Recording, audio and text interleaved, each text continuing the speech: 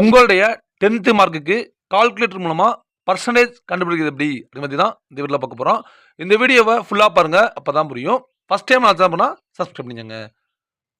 500க்கு நீங்க 450 மார்க் எடுத்தீங்கன்னா 450 percentage 5 சப்ஜெக்ட்னால 5ங்கிறத click பண்ணி ஈக்குவல் கொடுத்தீங்கன்னா உங்களுக்கு 90% அப்படின்னு வந்துருச்சு. இது ஃபர்ஸ்ட் மெத்தடு. ரெண்டாவது மெத்தட் பார்த்தீங்கன்னா அதே 450 அப்படிங்கிறத டைப் பண்ணிடுறேன். இன்ட்டு 100 பர்சன்டேஜ் 500 ஈக்குவல் கொடுத்தீங்கன்னா உங்களுக்கு 90%ங்கிறது வந்துருச்சு.